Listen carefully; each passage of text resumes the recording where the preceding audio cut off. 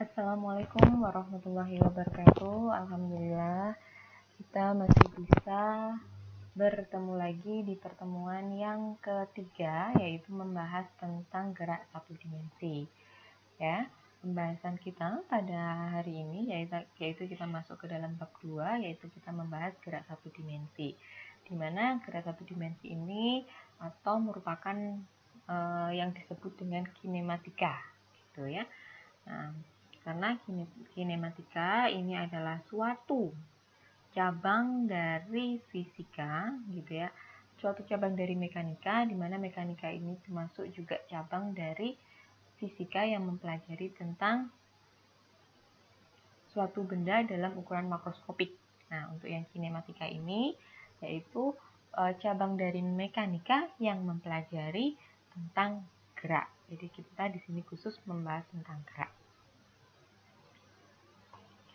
Nah, adapun pendahuluannya ini sudah saya sampaikan di pertemuan sebelumnya, yaitu bahwasannya kita akan membahas suatu kinematika, ya.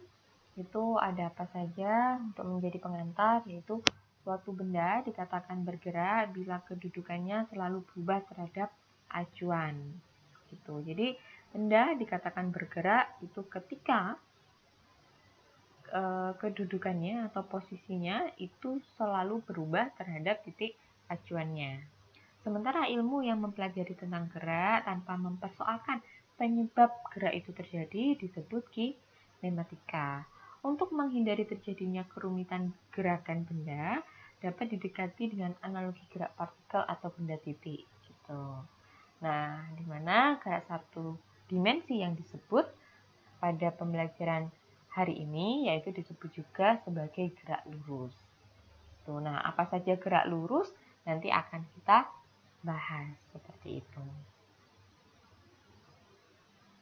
Nah, sebelum kita mempelajari tentang berbagai macam gerak lurus, ya, gerak lurus itu secara umum nanti dibagi menjadi dua, yaitu ada gerak lurus beraturan dan gerak lurus berubah beraturan, di mana gerak lurus berubah beraturan ini nanti akan dibagi lagi menjadi beberapa sub.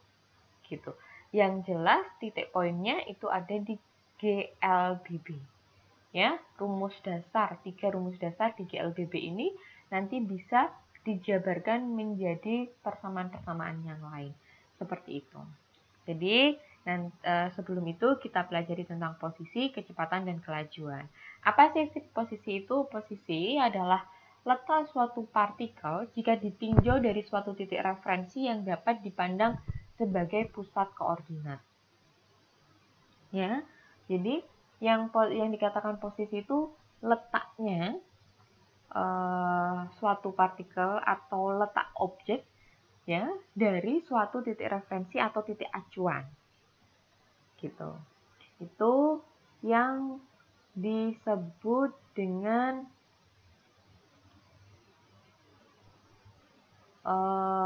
posisi, gitu ya. Nah, contohnya seperti mobil ini. The car move the right between, ya, position A and B. Oke. Ya. Nah, berarti yang dijadikan posisi acuannya yang mana? Yang dijadikan posisi acuannya adalah yang A. Sekarang posisinya pindah ke B. Sehingga bisa kita simpulkan bahwasanya posisi mobil sekarang itu berada di 20 meter, ya. 20 meter di kanan A, di kiri A, gitu ya. Gitu. Karena pindahnya mobil kan ke kanan. Ya toh, pindahnya ke kanan, ke koordinat yang lebih positif. Gitu. Jadi, posisi acuannya di A. Oke. Kemudian sekarang pindah mobilnya berada di titik D, di mana titik B-nya itu di X sama dengan 50. Sehingga kalau ditanyakan posisinya sekarang terhadap titik acuan, yaitu 20 meter di sebelah kanan. Nah, gitu. Gitu ya. Untuk yang selanjutnya sama juga seperti itu.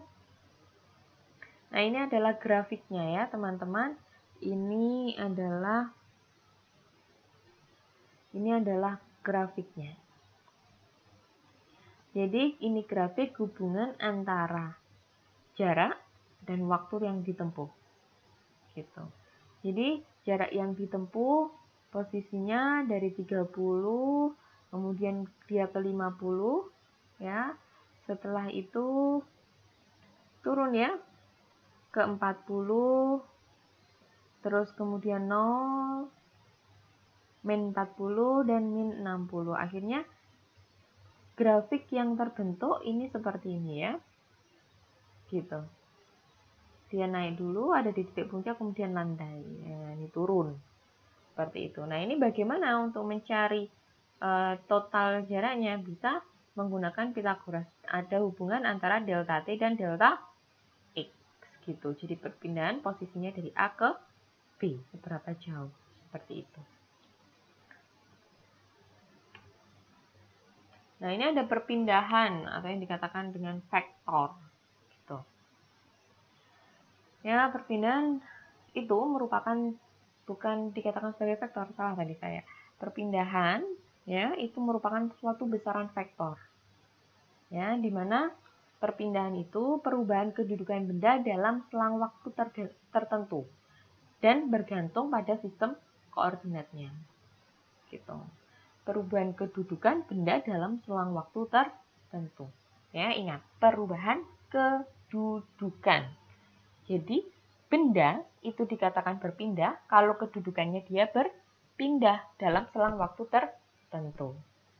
Kalau dia tidak pindah, ya tidak dikatakan berpindah, kan seperti itu. Nah, jadi delta X itu akan sama dengan X2 min X1. Ya, karena kan dia dikatakan perpindahan, seperti itu. Ya, delta X sama dengan X2 min X1. Nah, sekarang kita masuk istilah jarak. Kalau ada perpindahan, di sini juga ada besaran yang namanya jarak. Jarak itu merupakan besaran skalar. Jadi bedanya kalau perpindahan besaran vektor, jarak merupakan besaran skalar. Nah, di mana jarak yang dikatakan atau yang termasuk besaran skalar itu, kalau didefinisikan, itu merepresentasikan panjang lintasan sesungguhnya yang ditempuh oleh benda. Panjang lintasan sesungguhnya. Berarti dia mau misal dia itu dari kampus 2 kemudian ke kampus 1 dan kembali lagi ke kampus 2. Kalau yang ditanyakan jaraknya, berarti ya dia itu panjang lintasan dari kampus 2 ke kampus 1 ditambah dari kampus 1 ke kampus 2. Gitu kan logikanya? Tapi kalau dikatakan berpindah, ya misal Mbak Nia nih ya, Mbak Nia itu dari kampus 2, kemudian kembali lagi ke kampus 1. Terus ada temannya, gitu, yang dia tidak tahu kalau Mbak Nia ini sudah berangkat ke kampus 1 dan kembali lagi ke kampus 2. Nah, berarti teman yang tidak tahu prosesnya Mbak Nia ini kan pasti bilang Mbak Nia tidak berpindah karena Mbak Nia tetap berada di kampus 2. Karena konsep dari perpindahan itu adalah perubahan kedudukan ya dari objek tersebut. Ketika objeknya tidak berpindah gitu, masih ada di tempat semula, ya dia tidak dikatakan berpindah seperti itu. Kita masuk ke dalam contohnya. Ya, ini. Dari A ke B itu panjangnya 5 meter. Dari B ke A otomatis juga 5 meter. Contohnya, benda bergerak dari A ke B 5 meter dan kembali lagi ke A. Perpindahan yang terjadi. Ya, perpindahan yang terjadi 0 karena dia kembali lagi ke A. Namun jaraknya yang ditempuh berarti total lintasan yang ditempuh 5 meter ditambah 5 meter yaitu sama dengan 10 meter. Gitu ya. Nah, tadi kita sudah mempelajari tentang posisi, ya. Dalam menentukan suatu posisi ada yang dikatakan perpindahan, ya, besaran perpindahan dan besaran jarak. Jika besaran perpindahan merepresentasikan suatu besaran vektor, ya, gitu. Kalau jarak merepresentasikan suatu besaran skalar. Sekarang kita masuk ke dalam besaran berikutnya, yaitu besaran kecepatan. Di mana kecepatan ini merupakan suatu besaran vektor. Ya, gitu. Nah, sekarang apa sih sebenarnya kecepatan itu? Ini yang akan kita bahas. Bila benda memerlukan waktu delta t untuk mengalami perpindahan sejauh delta x, maka yang dikatakan kecepatan rata-rata yaitu sama dengan perpindahan dibagi dengan waktu yang diperlukan, atau yang disebut V rata-rata sama dengan delta x per delta t gitu. Delta x per delta t. Jadi ini delta ya. Kita dengan delta x, ini di sini ada delta t gitu. Sehingga kita bisa menarik kesimpulan bahwasanya misal ini kan lintasannya gitu ya. Kita tarik nilai dari kemiringannya atau gradiennya atau hipotenusanya gitu. Itu merupakan kecepatan rata-rata. Gitu ya. Kalau kita ditanya tentang kecepatan sesaat, apa sih pembeda antara kecepatan rata-rata dan kecepatan sesaat? Kalau kecepatan rata-rata tadi, perpindahan dibagi waktu yang diperlukan, ya, atau selisih waktunya. Kalau kecepatan sesaat itu kecepatan rata-rata apabila selang waktunya mendekati 0. Gitu. Sehingga kita menuliskan ini menggunakan limit. Pendekatan limit. Kalian dapat materi kalkulus atau matematika nanti akan dijelaskan apa sih sebenarnya limit itu. Jadi kalau di fisika kita langsung menggunakan saja bahwasannya yang dikatakan kecepatan sesaat adalah suatu kecepatan rata-rata yang mana selang waktunya itu mendekati 0 atau kecepatan pada suatu saat tertentu gitu. Ya, sehingga kita bisa menuliskan secara persamaan V sesaat sama dengan limit delta T menuju 0 delta X per delta T, di mana sehingga delta ini bisa kita representasikan dengan yang lainnya yaitu dx per dt gitu. Ya, karena limit itu biasanya itu berkorelasi dengan diferensial gitu ya. Seperti itu. Ya. Tadi kita sudah membahas tentang kecepatan ya. Ada perpindahan, ada jarak, ada percepatan. Belum. Ada kecepatan maksudnya ya. Kalau kecepatan tadi merupakan suatu besaran vektor ya. Dimana kalau berhubungan dengan posisi ya, kita berbicara tentang perpindahan dan jarak. Dimana perpindahan merupakan suatu besaran vektor, jarak merupakan suatu besaran skalar. Sementara kalau kita belajar besaran yang lain, yaitu belajar tentang kecepatan. Kecepatan itu merupakan suatu besaran vektor, di mana persamaannya secara matematis adalah delta X per delta T. Ya. Nah, sekarang kita juga punya kelajuan, yang dia itu secara matematis penulisannya sama gitu. Cuma dia berbeda sudut pandang. Kalau kecepatan dia merupakan suatu besaran vektor, kalau kelajuan dia merupakan besaran skalar. Nah, bila benda itu memerlukan waktu T untuk menempuh jarak X, maka kelajuan rata-ratanya, kelajuan ya, jarak total yang ditempuh dibagi waktu yang diperlukan. Jadi V sama dengan X per T.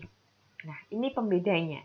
Kita berbicara kecepatan, ya, tadi kita berbicara kecepatan, maka kita berhubungan dengan besaran posisi perpindahan. Tapi ketika kita belajar tentang kelajuan, besaran kelajuan, maka kita berhubungan dengan besaran posisi jarak. Ini satu hal yang berbeda, dua hal yang berbeda. Sehingga nanti kalau kalian memasukkan persamaan itu salah, ya, kalian karena sama aja X sama T gitu. Padahal yang satunya kita menggunakan delta, yang satunya tidak. Ya, berarti itu kan beda.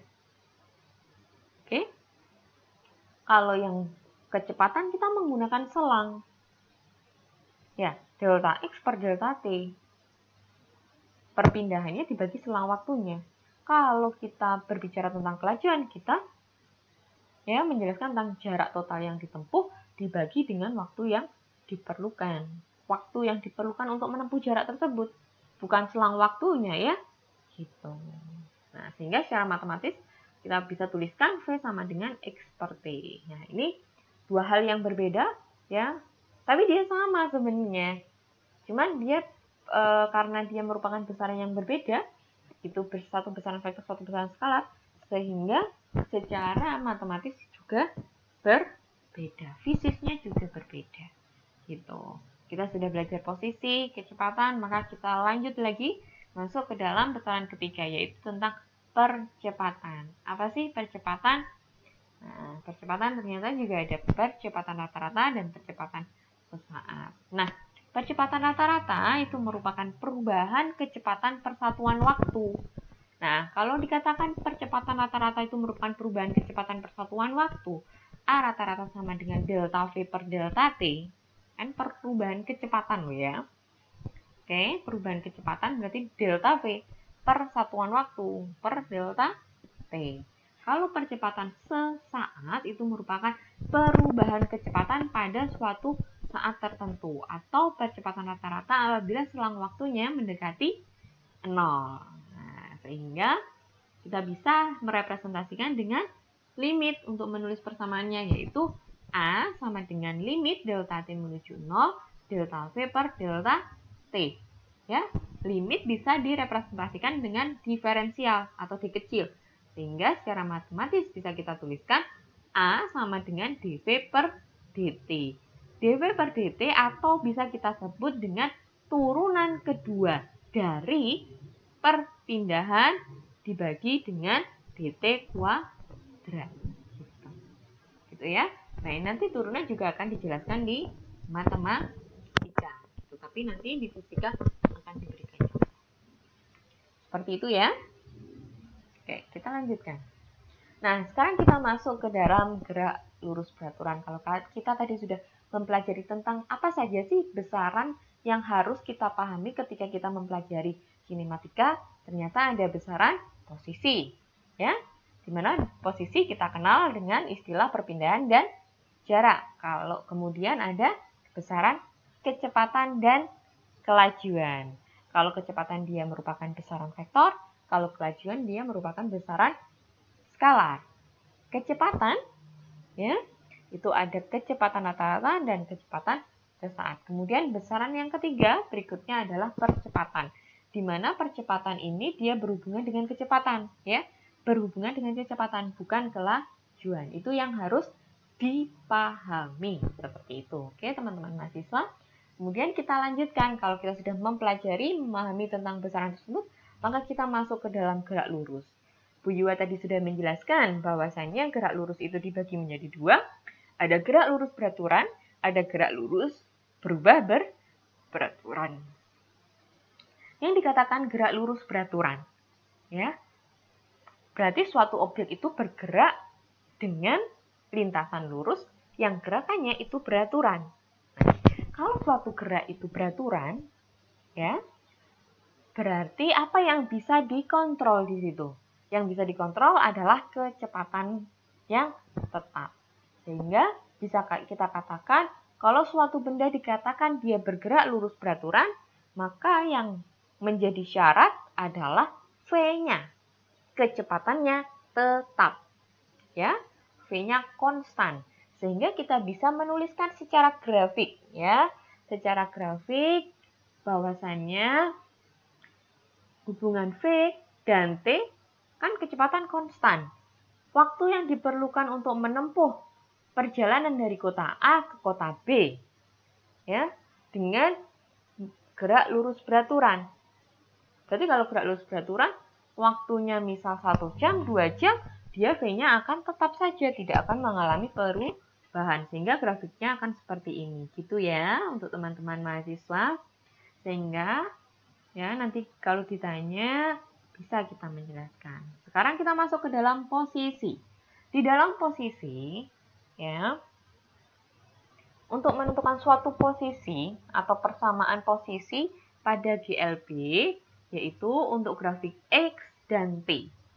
Ya, grafik X dan T. Grafiknya posisi itu hubungan antara X dan T. X adalah posisi ya, V adalah kecepatan, T adalah waktu. Ketika dia itu memiliki posisi awal tidak sama dengan 0, ya, maka X, ya, posisi akhirnya X itu akan sama dengan posisi awalnya ditambah V kali T. Kalau dulu di SMP, di SMA mungkin belajar sama dengan V kali T kan gitu. Cuman kalau di sini posisi diganti dengan X bukan S gitu. Itu bedanya. Nah, kalau dia itu X0-nya sama dengan 0, berarti ya berlakulah rumus yang ada di SMA dan di SMP.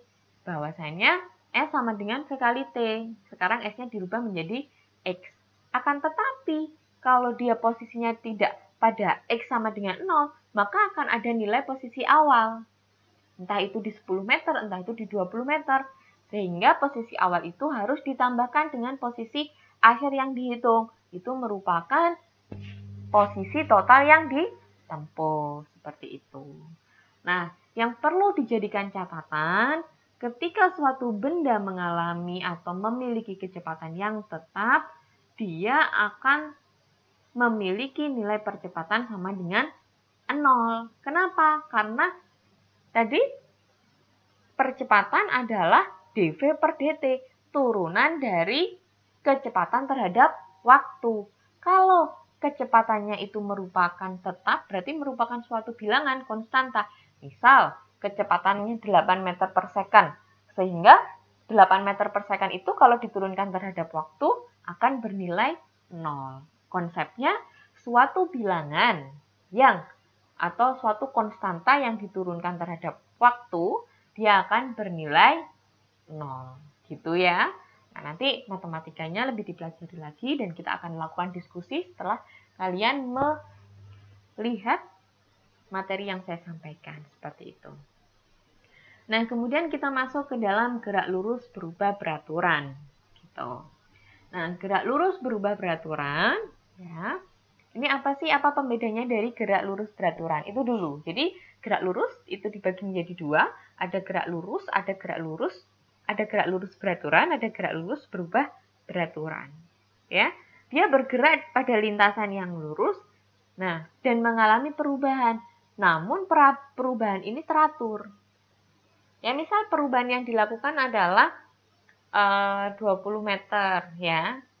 Gitu, 20 meter, 20 meter, 20 meter kecepatannya per 20 meter itu kecepatannya itu berubahnya atau kecepatan itu naik per 20 meter. Misal kecepatannya itu jadi 10, dari 10 menjadi 20, menjadi 30, jadi 40, enggak dari 10 menjadi 30, menjadi 50, menjadi 55, kemudian menjadi 60. Nah, kayak gitu kan enggak teratur, selisihnya tidak teratur. Kalau gerak lurus berubah beraturan ini selisihnya dia beraturan gitu. Nah, kalau dikatakan suatu benda mengalami gerak lurus berubah beraturan, maka ada suatu syarat yang harus dipenuhi. Nah, syarat yang harus dipenuhi apa? Ternyata syarat yang harus dipenuhi yaitu percepatannya tidak berubah atau tetap. Ya, ketika suatu benda, suatu objek itu mengalami perubahan beraturan, berarti kan kecepatannya yang berubah secara beraturan. Nah, ketika suatu kecepatan itu berubah secara beraturan, maka ada besaran yang harus dikontrol di situ. Apa saja besaran yang harus dikontrol? Ternyata besaran yang harus dikontrol adalah percepatannya. Jadi, ketika kecepatannya itu berubah beraturan, maka percepatannya itu pasti tetap. Tetap terhadap apa? Ya, terhadap waktu. Kalau dia itu misal kecepatannya berubah ya, kecepatan dari 10 meter per second dari 20 menjadi 30 menjadi 40. Ya, ini kan perubahannya konstan ya. Gitu, perubahan kecepatannya konstan. Nah, berarti dia dipercepat karena percepatannya mengalami kenaikan. Walaupun kenaikan itu konstan. kecepatan, yaitu sebesar 10 meter per second. Gitu ya teman-teman mahasiswa, semoga ini akan lebih mudah dipahami. Nah, kemudian kita lanjutkan. Terus bagaimana nih grafik antara posisi, percepatan, dan kecepatan? Oke, grafiknya posisi. Ya, kalau kita tadi belajar GLB, hanya ada satu persamaan. X sama dengan X0 plus VT. Kalau kita belajar tentang GLBB, maka kita itu memiliki 3 persamaan nantinya ya. Gitu, 3 persamaan itu apa saja? Persamaan yang pertama yaitu persamaan yang berhubungan dengan posisi. Sambil kita membahas persamaannya, kita juga harus mengetahui grafiknya. Jadi, kalau suatu grafik ya dengan GLBB atau gerak lurus berubah beraturan, grafik antara hubungan X dan T itu dia seperti parabola gini. Nah, ini ya. Gitu. Itu seperti parabola bentuknya, setengah parabola. Nah, Bu, ini kalau digambar seperti itu iya. Jadi kalau kamu menggambar detailnya menggunakan titik-titik koordinat dengan nilai tertentu, ya itu gambarnya akan seperti itu. Nah, dari grafik ini kalau kalian tulis matematis, kalian akan mendapatkan persamaan X sama dengan X0 ditambah V0T plus setengah AT kuadrat. Gitu. Nah, untuk menentukan percepatan kan ada 3 besaran, posisi, kecepatan, dan percepatan. Percepatannya konstan, sehingga grafiknya dia akan konstan gini, lurus saja. Kayak di GLB. Kalau di GLB yang konstan adalah kecepatannya. Kalau GLBB yang konstan adalah percepatannya. Seperti itu ya. Gitu. Nah, kemudian yaitu terkait dengan kecepatan. Nah, kecepatannya ya ketika dia sudah memiliki kecepatan awalnya 10 meter per second, ya berarti untuk menghitung kecepatan keseluruhannya yaitu sama dengan V0 plus AT. Jadi, kecepatan yang dihitung itu harus ditambahkan dengan kecepatan awalnya. Gitu ya. Nah, nanti ada satu persamaan lagi yaitu yang merepresentasikan tentang S. Gitu. X sudah ya. Terus ada V. Oh, nanti ada bentuk satu yaitu VT kuadrat. Jadi persamaannya adalah VT kuadrat sama dengan V0 kuadrat plus 2AS. Seperti itu. Gitu ya. Plus minus 2AS. Nanti kalian bisa cari kalau kalian sudah melakukan resum ya. Gitu. Dan mengerjakan resumnya, kalian pasti akan mengerti 3 persamaan dasar yang berada pada GLBB. Gitu. Oke. Nah, 3 persamaan dasar pada GLBB ini yang akan digunakan untuk menjelaskan persamaan-persamaan yang lainnya. Gitu. Jadi GLBB ini bisa dicabang-cabang. Ada gerak jatuh bebas, ya. Ada gerak vertikal ke bawah, ada gerak vertikal ke atas. Nah, apa sih sebenarnya pembeda antara mereka ini? Gitu. Nanti akan saya coba jelaskan. Nah, kita masuk ke dalam gerak jatuh bebas, ya. Gerak jatuh bebas itu merupakan contoh dari gerak lurus berubah beraturan. Ya, baru saya singgung tadi bahwasannya di dalam GLBB itu bisa kita gunakan untuk menjelaskan gerak jatuh bebas, bisa kita gunakan untuk menjelaskan gerak vertikal ke atas maupun ke bawah. Nah, ini tapi nanti ada pembedanya, ya. Kita bahas untuk gerak jatuh bebas dulu. Ya, percepatan yang digunakan untuk benda jatuh bebas yaitu adalah percepatan gravitasi, di mana nilainya sudah menjadi kesepakatan internasional, yaitu 9,8 meter per detik kuadrat atau meter per second kuadrat. Gitu kan? Nah, namun biasanya kalau di SMA atau di SMP kita gunakan G atau percepatan gravitasinya yaitu sebesar 10 meter per second kuadrat. Itu untuk mempermudah saja. Tapi secara exactly nilainya itu adalah 9,8 meter per second kuadrat. Nah, sumbu koordinat yang dipakai adalah sumbu Y. gitu. Karena misal gerak jatuh bebas itu kan ya apel jatuh gitu. Itu kan perubahannya itu kan dari sumbu Y bukan dari sumbu X gitu. Gitu ya. Nah, apa sih sebenarnya tiga persamaan itu? Tiga persamaan tadi tuh yang saya jelaskan ya. V itu sama dengan V0 min GT. Tadi kita punya ya, sebelumnya kita punya nih V sama dengan V0 plus AT. Ya, coba bandingkan dengan persamaan V sama dengan V0 plus AT. Kalau di GJB kita punya V sama dengan V0 min GT. Hampir mirip, ya. Oke, V0 V sama dengan V0 min GT. Gitu. Kenapa? Bu, kenapa yang tadi positif, ya? Yang ini negatif. Oke. Ya, ini ada penjelasan di bawahnya. Hati-hati mengambil acuan. Kalau acuan yang saya gunakan, arah ke atas itu positif, kalau arah ke bawah itu negatif. Ya. Jadi nanti kalau kalian misal menggunakan acuan yang berbeda juga tidak jadi masalah. Seperti itu. Yang penting di sini yang menjadi acuannya Bu Yua, arah ke atas itu positif, arah ke bawah itu negatif. Gitu. Ya, jadi ada juga buku yang searah dengan gravitasi, dia bernilai positif, berlawanan dengan arah gravitasi, dia bernilai negatif. Boleh, sangat boleh. Gitu.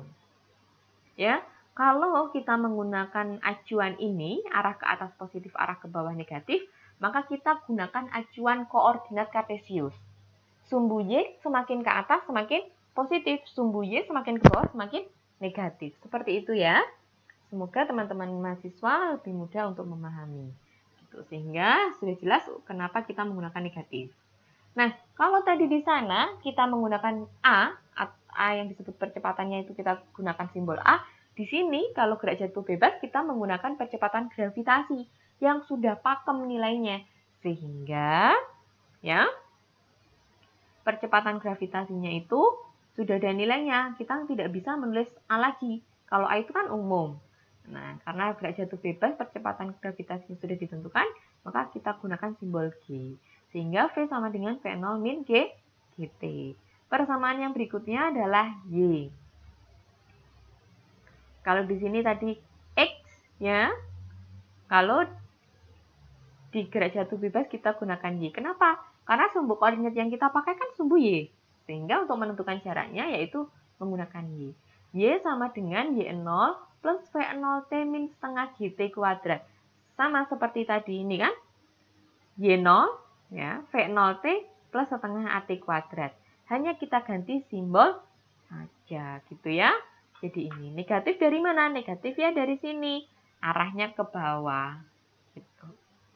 Ini adalah rumus yang tadi Ibu sebutkan. Bu Yua sebutkan secara lisan bahwasanya ada rumus V0 kuadrat ya. VT kuadrat sama dengan V0 kuadrat plus minus 2 AS. Di mana A-nya diganti dengan percepatan gravitasi yaitu G. S-nya itu adalah perubahan jarak kan S-nya. Nah, karena yang kita gunakan jarak ini adalah sumbu Y, maka perubahannya jadi kita tuliskan Y min Y0. Seperti itu. Nah, kita lanjutkan. Nah, kita sudah masuk contoh soal. Nah, sebelum kita masuk ke contoh soal, akan lebih mudah, maka kita akan bahas. Tadi ada gerak jatuh bebas. Ibu mengatakan juga ada gerak vertikal ke atas dan gerak vertikal ke bawah. Nah, kalau gerak vertikal ke atas, ya, gerak vertikal ke atas, gitu, kita tinggal lihat acuannya yang mana.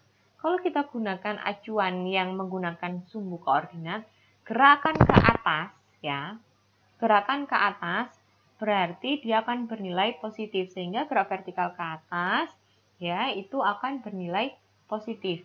Jadi rumusnya nanti kalau bedanya gerak jatuh bebas dengan gerak vertikal, kalau gerak vertikal ke atas itu ada V0-nya juga kan? Ya, rumusnya juga sama seperti ini. Gitu. Cuma dia positif. Kenapa? Arah ke atas kan positif. gitu. Tapi kalau kita menggunakan acuan percepatan gravitasi ya, itu kan arahnya selalu ke bawah ya, sehingga rumus ini berubah, sininya jadi positif gitu. Tapi kalau nanti kita gunakan acuannya adalah sumbu koordinat, maka arah ke atas itu justru positif, ke bawah negatif, sehingga gerak vertikal ke atas ya itu rumusnya sama dengan gerak jatuh bebas. Acuan ini ya. Nah, untuk gerak vertikal ke bawah, kalau gerak vertikal ke bawah, dia nggak ada V0-nya. Sehingga ketika nggak ada ada V0-nya gitu. Karena kalau gerak jatuh bebas, ini nggak ada V0-nya. Ya, V0-nya 0. Karena dia itu kan jatuh secara alamnya. Sehingga nanti V0-nya ditulis 0. Untuk gerak vertikal ke atas dan ke bawah, kita gunakan V0-nya ada nilainya. Gitu ya. Oke.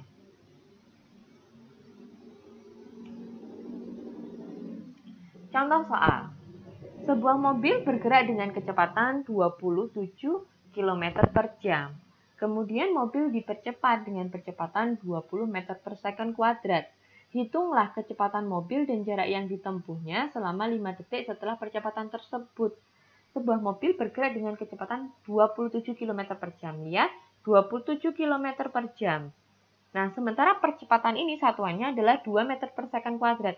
Sehingga kita harus merubah kecepatan kilometer per jam itu menjadi meter per second. Bagaimana caranya? Kilometer jadikan meter. Jadi turun 3. Jadi 27.000 dibagi dengan 3.600 second. Hasilnya adalah 7,5 meter per second. Seperti itu. Ya.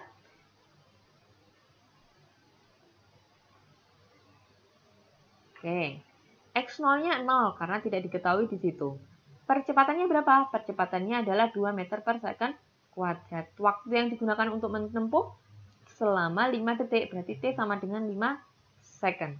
Sehingga kalau kita disuruh menentukan ya kecepatan mobil gitu dan jarak yang ditempuh, kita hitung kecepatan dulu.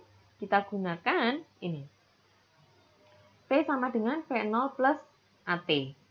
Ya, sama dengan V0-nya tadi berapa? V0-nya adalah 7,5. Ya, 7,5. Terus percepatannya berapa? Percepatannya adalah 2. T-nya 5. Gitu ya. Nah, ini bukan titik koma, tapi 2 kali 5, 10. Sehingga 10 ditambah 7,5 adalah 17,5. Gitu ya, teman-teman mahasiswa. Bentar. Biar tidak susah, saya gantinya dulu.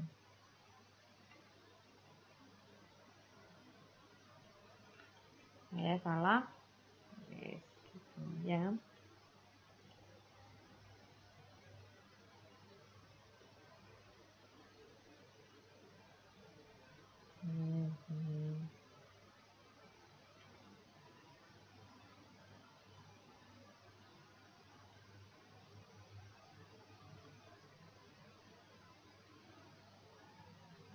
Oke, gitu ya.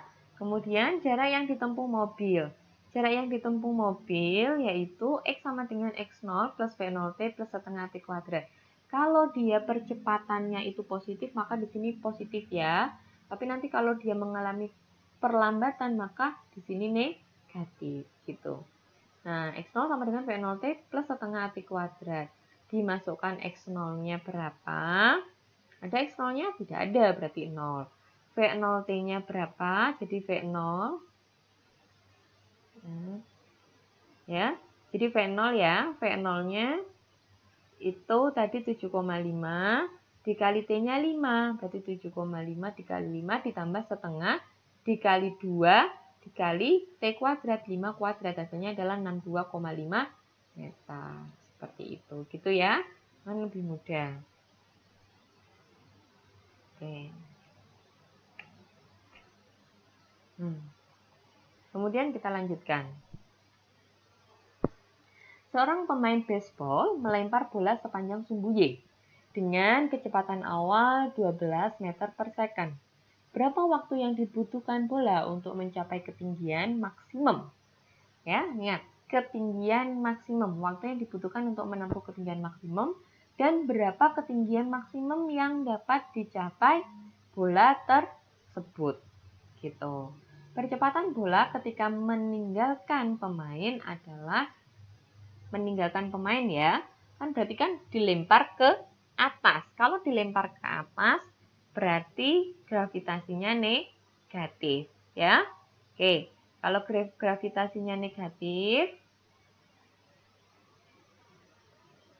nah kecepatan pada ketinggian maksimumnya berapa? 0. Kenapa? Karena pada saat di titik tertinggi, ya, pada saat di titik tertinggi, benda itu akan berhenti. Setelah berhenti dia akan jatuh sehingga V-nya di ketinggian maksimum adalah 0. Waktu yang ditempuh ya mencapai ketinggian maksimum itu menggunakan rumus ya V sama dengan V0 plus GT sehingga T-nya adalah V min V0 per G. V-nya berapa? 0 min 12. Ya kan? Kecepatan awalnya 12 meter per second. Berarti dibagi min 9,8. Hasilnya adalah 1,2 second. Kemudian ketinggian maksimum yang dicapai. Ketinggian maksimum yang dicapai kita gunakan rumus Y sama dengan V min V0 kuadrat per 2A. Ini dari rumus yang tadi. Ya, jadi teman-teman mahasiswa nggak usah bingung. Nah, dari rumus yang ini tadi. Gitu. Ya, dari rumus yang tadi ini diolah sehingga kita mendapatkan rumus Y ini tadi. Gitu. Sehingga bisa kita kerjakan 0 min 12 meter per second kuadrat per 2 dikali min 9,8. Hasilnya adalah 7,3. Jadi ketinggian maksimumnya ya pada saat benda itu mencapai ketinggian maksimum itu adalah 7,3 meter. Gitu. Mudah kan? Oke. Nah, usah dikerjakan. Kemudian nah ini. Ada satu soal yang harus saudara kerjakan, teman-teman kerjakan, yaitu sebuah mobil bergerak dengan laju 100 km per jam dalam 2 jam, 6 km per jam dalam 2 jam, dan 80 km per jam dalam 1 jam. Tentukan kelajuan rata-rata mobil tersebut. Nah, lebih gampang kan ini? Gitu. Ini Bu Yua minta tolong. Ini bagaimana cara menyelesaikan satu soal saja. Tugas terstruktur. Gitu. Satu soal saja. Kan teman-teman sudah merangkum tadi. Sekarang silahkan ya soal ini nanti dikerjakan, dikumpulkan minggu depan. Gitu ya. Oke. Sekian penjelasan dari Bu Yua terkait gerak lurus ya. Materi berikutnya tentang kimia matematika gerak lurus. Jadi gerak lurus tadi kalau diambil kesimpulan ada dua, yaitu gerak lurus beraturan dan gerak lurus berubah beraturan, di mana nanti contoh dari gerak lurus berubah beraturan ini ada gerak jatuh bebas, gerak vertikal ke atas, dan gerak vertikal ke bawah. Kemudian setelah itu kita mempelajari tentang besaran-besaran yang ada di dalam kinematika, yaitu ada posisi yang berupa jarak dan perpindahan, ada kecepatan dan kelajuan, yang mana kecepatan merupakan besaran vektor, kelajuan merupakan besaran skalar. Yang ketiga, yaitu percepatan. Di mana percepatan itu nanti ada percepatan sesaat dan percepatan rata-rata. Oke, itu adalah poin-poin yang telah Bu Yua jelaskan pada pertemuan ketiga ini. Semoga apa yang Bu Yua jelaskan itu mudah untuk dimengerti oleh kalian. Kita lanjutkan perkuliahan ini dengan sesi diskusi. Oke, saya tunggu untuk sesi diskusinya. Dan jangan lupa ada satu tugas terstruktur untuk kalian. Oke, ya. Saya akhiri perkuliahan pada hari ini. Wabillahi taufiq wal hidayah. Wassalamualaikum warahmatullahi wabarakatuh.